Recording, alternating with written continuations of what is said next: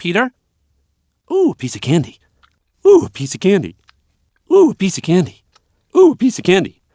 Ooh, a piece of candy. Welcome to Watch Mojo, and today we're counting down our picks for the top 20 amazing small details in Family Guy. Is my eye big? Yeah. Good.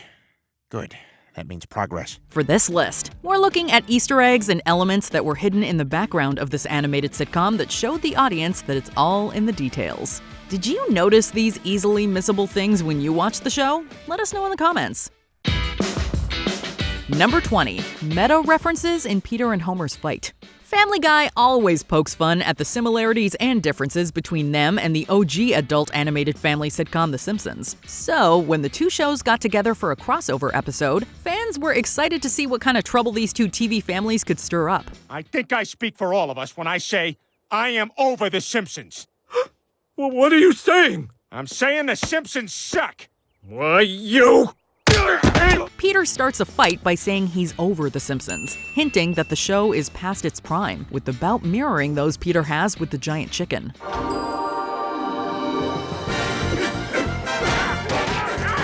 Hey, that's no fair. I don't got none of them. We see Homer chuck Emmys at Peter, who is unable to retaliate because he has none. And Roger from American Dad appears and swiftly leaves, referencing the fact that this show is no longer on Fox. Yeah, it's really great, isn't it, guys? We went to summer camp together. Bye,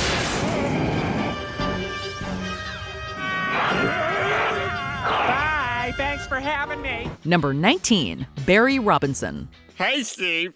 Somebody left this on your front porch. Great. It's the fat one. That's a doormat, Barry. Who's Matt Barry? God, I hate you so much. Peter and Chris are the victims of many weight-related jokes throughout the show, so it isn't exactly surprising that they end up at a weight loss camp. Creators of the show took this opportunity to feature other characters that are perceived to be overweight, including Barry Robinson from American Dad. I was on a city bus, and the guy next to me was eating a bucket of fried chicken. Ooh. Yum. And the smell was getting to me, and even though I didn't know the guy, I just dug in and started stuffing that chicken into my mouth. Oh. Embarrassing. I've done that. They're brief moments in the episode, but it's a great nod to fans of both shows. Both Chris and Barry have a lot of similarities, as they're both often forgotten about by their parents, and neither of them are the sharpest knives in the drawer. But we sure hope Barry had a better experience at Camp Fresh Start than Chris does.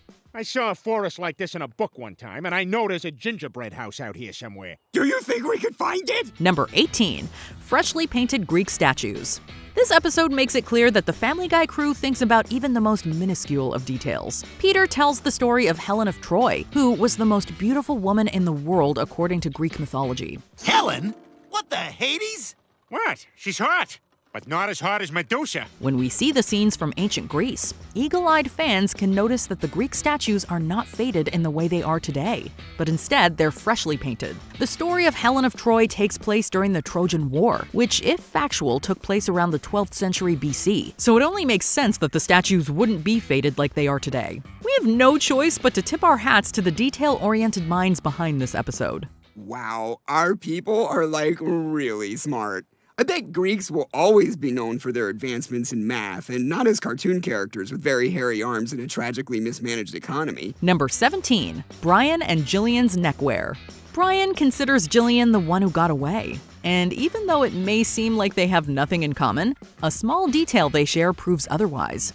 Hey, maybe my name is on this collar. Cremate, don't bury. Okay, that's a downer. Brian wears a red collar with a gold tag throughout the entirety of the show, and it's very recognizable since it's literally the only thing he wears. But what viewers might not notice is that Jillian also wears a red necklace with a gold tag, just like Brian.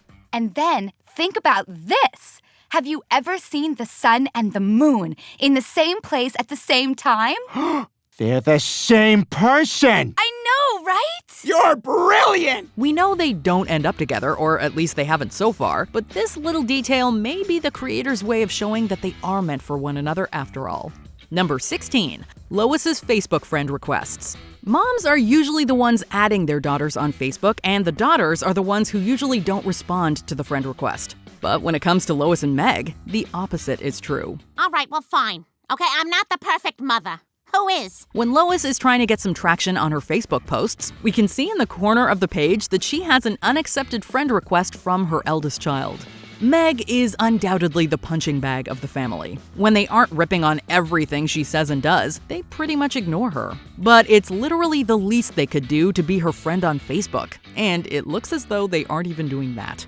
I thought we were friends. The kind of really good friends that communicate with each other poorly through Facebook. Number 15, Gumble to Gumble. Bryant Gumble, Greg Gumble, brothers, bike cops. Gumble to Gumble, beach justice. If there's one thing Seth MacFarlane can undoubtedly do well, it's laugh at himself. This season 2 episode is centered around Peter's favorite show, Gumble to Gumble Beach Justice, getting canceled. I can't believe this. I feel sick. Only one thing to do, Chris. We gotta save Gumble to Gumble, and we're gonna do it Griffin to Griffin. Throughout the episode, Peter goes to great lengths to try and revive the show, and it turns out this may have been a personal mission for Peter's voice actor, MacFarlane himself. Gumble to Gumble was the name of the first rejected TV show MacFarlane pitched to Fox. The series creator decided to show off his failed premise on his successful one, and it's a great hidden detail that doubles as a jab at the home network for passing on him the first time. Well, what do you have to say to that? I'm not going to jail, Chris doesn't have to die, and best of all, Gumble to Gumble is back on the air. Number 14, if you can read this.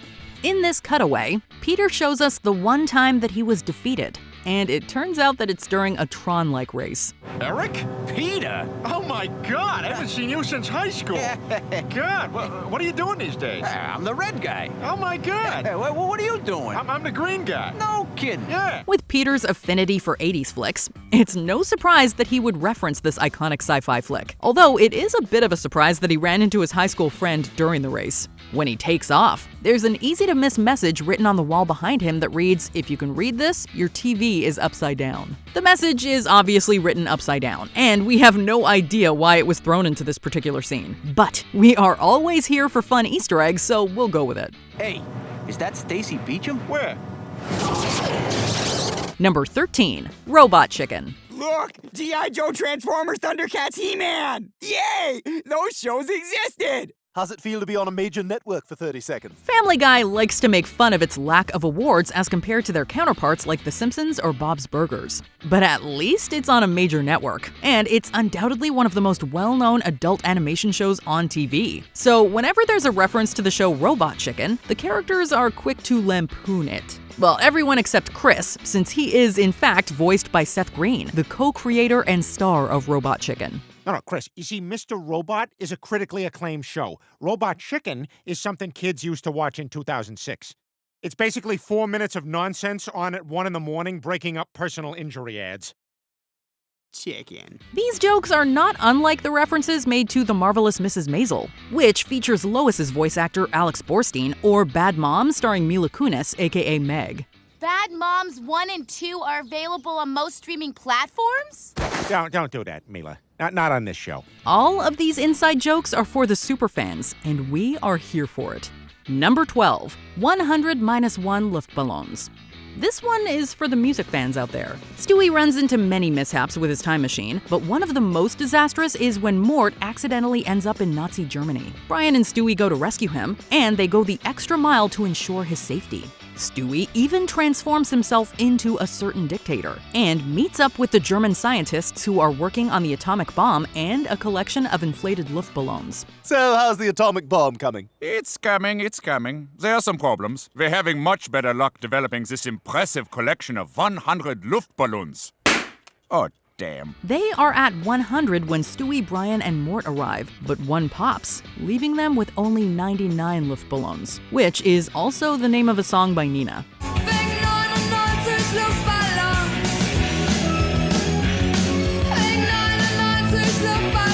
Family Guy writers, we see you and we're impressed.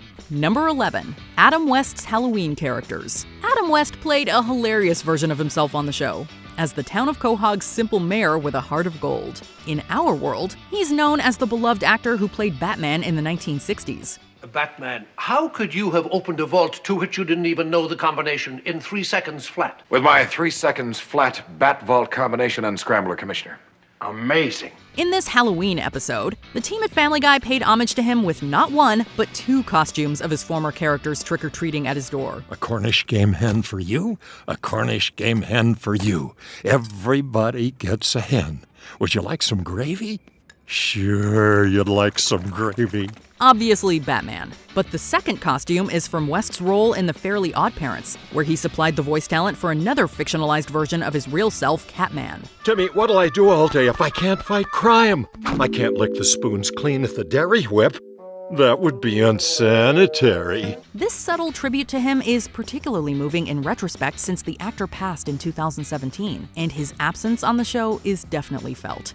Number 10. Buffalo Chris. To get revenge on Chris, Meg embarrasses him in front of the school by showing a video of him parodying Buffalo Bill's Goodbye Horses dance from The Silence of the Lambs. While the scene is definitely humiliating, it has a deeper connection to Chris than anyone realizes.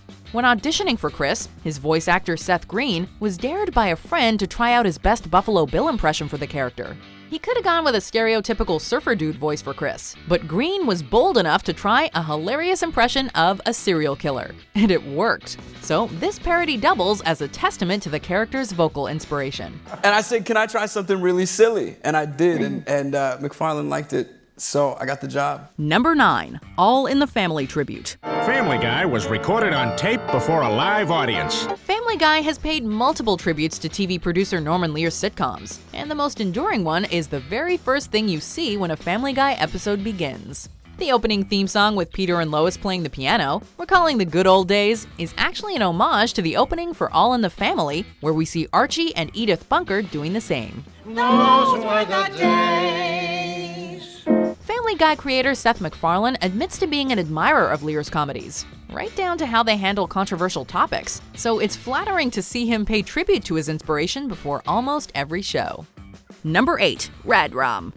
At the start of the episode Love Thy Trophy, Stewie is innocently playing with blocks, but if you look closely, the blocks spell out a not-so-innocent message: Redrum. This is an obvious reference to Stephen King and Stanley Kubrick's The Shining, where the son, the young psychic character Danny Torrance, would mutter the phrase Redrum, which is actually murder spelled backwards. Redrum! Give me Redrum!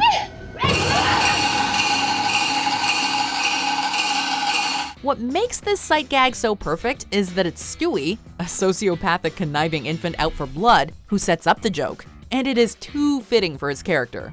It doesn't help that Stewie starts plotting someone's murder during the scene, making the gag even more hysterical. Michael Flatley must be turning over in his grave. Wait a minute, he's not dead. Yet. Michael Flatley. Number 7. DVD cover. The Griffins are having a family yard sale, hoping to get rid of the excess junk they've collected over the years. If you look closely at Brian's table, you'll see a familiar-looking DVD cover, the cover for Stewie Griffin: The Untold Story. It's not a movie at all, Brian. Just 3 episodes back to back. At first it seems like subtle product placement, but the extended DVD version of this scene says otherwise. Lois berates the film for trying to pass itself off as a movie when it's really a trio of episodes edited together. Is this a shameless plug or a hilarious jab at themselves for their middle finger to the fans? If the latter, we're not sure if Fox would approve. It's a middle finger to the fans is what it is. I tell you, Fox should be in bed. Number 6. Luke Perry TV Guide. Peter's looking for a story to give to Meg for the school newspaper, when inspiration comes in the form of a TV guide. Luke Perry. If you're quick enough to catch it, or at least have a pause button, you might be able to catch the little message under Perry's picture that says, if you can read this, Family Guy is on the air. If they die, I'll have nothing to watch on Wednesdays. Other than the fine programs on Fox. When it comes to self-aware humor, it can either be more upfront, or in this case, it can be so subtle that you almost miss it. And it's not wrong considering how often Family Guy can be found on TV. Number 5. WWID. While in Mel Gibson's personal suite, Peter stumbles upon the trailer for a planned sequel for The Passion of the Christ. Man, you crazy, Jesus! You crazy! That's what my ex-wife said. The trailer itself is a pretty goofy parody of high-energy action films, featuring Jesus teaming up with Chris Tucker, but it goes by so fast that viewers might miss one hidden visual gag. When we see Jesus driving his car, if you look closely at the license plate, it reads WWID, which translates to What Would I Do? While it's an obvious spin on the morality phrase, "What would Jesus do?" it's still worth a giggle considering whose car it's on, and with how immoral the whole situation is. Number 4. Funny headline or letdown? The Griffins are excited to see their picture in the newspaper, but if you don't look fast enough, you might miss the gag under the photo. Near the bottom of the page, there's a headline that reads, "DVDs paused for headline joke. Millions disappointed." On the one hand, it could be a cheeky jab at those who pause their DVDs to catch any blink and you'll miss it visual gags. On the other hand, it can also be a little nod to sister series American Dad, who thrived on newspaper headline jokes for the first few seasons. Either way, fans may not actually be disappointed by this clever little Easter egg.